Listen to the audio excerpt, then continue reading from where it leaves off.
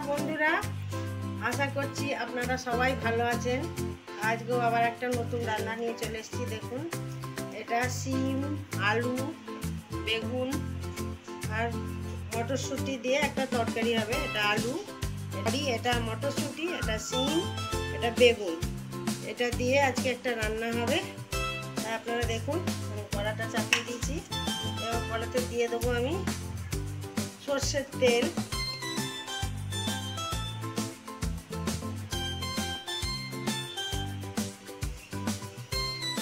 সর্ষের তেল বন্ধুরা, গরম হয়ে গেছে। এবার দিয়ে দিচ্ছি 5টি শুকনো লঙ্কা আর অল্প পরিমাণে হাফ চামচ কালো জিরে, আর দিয়ে দেবো এখানে আমি অল্প পরিমাণে রাঁধুনি। এবার দিয়ে দেবো আমি আলু।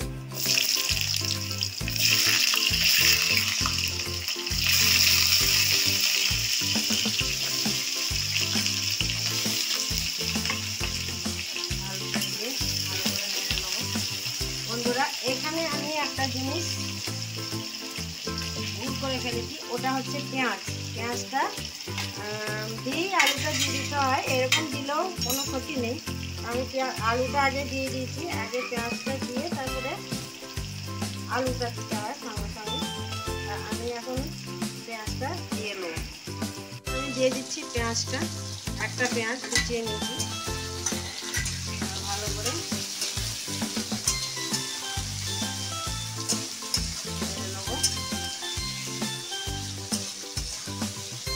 আলুটা হালকা ভাজা হয়ে গেলে এরপরে শিমটা দেব।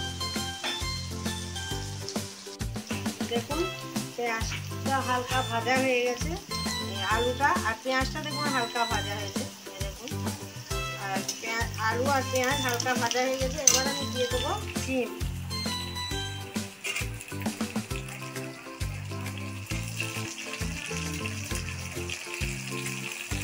এবার শিমটা দিয়ে দিলাম। এবার আর একটু ভেজে নেবো। দেখুন বন্ধুরা, এবার আমি দিয়ে দেবো এটা জিরে আর ধনে বাটা, মানে ছোট্ট চামচের 1 চামচ। আর দিয়ে দেবো আমি এখানে আদা আর কাঁচা লঙ্কা বাটা।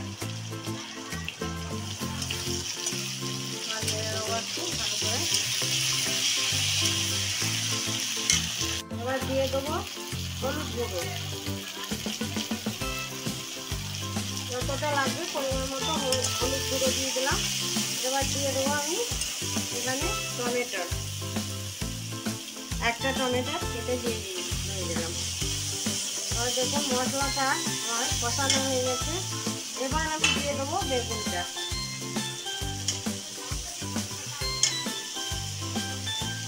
বেগুন আর মটরশুঁটিটা দিয়ে দিলাম।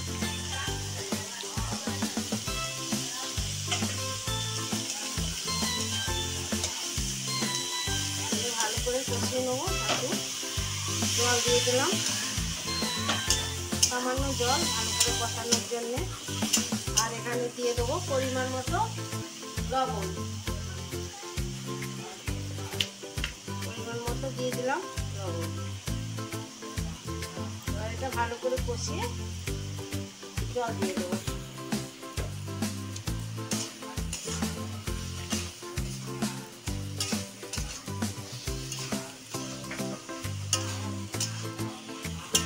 দেখুন বন্ধুরা, আমার এটা কষানো হয়ে গেছে মশলাটা। এবার আমি দিয়ে দেবো জল। আলুটা সেদ্ধ হওয়ার মতো পরিমাণ মতো জল দিয়ে দিলাম।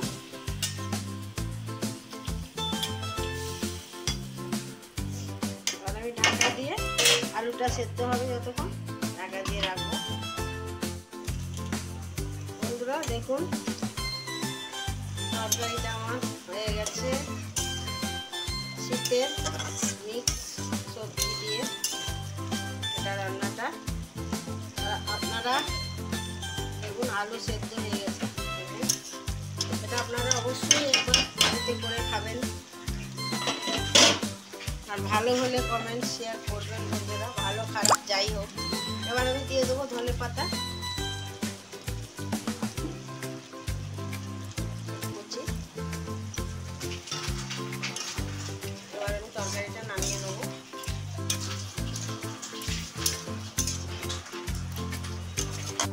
দুটো কাঁচা লঙ্কা চেরা ওপর থেকে, আর একটু ধনেপাতা।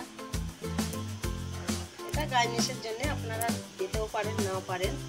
তা বন্ধুরা, আমার এই রান্নাগুলো কেমন লাগছে আপনারা একটু অবশ্যই কমেন্ট করে জানাবেন। আর যদি ভালো লাগে বন্ধুরা, তা লাইক শেয়ার করবেন।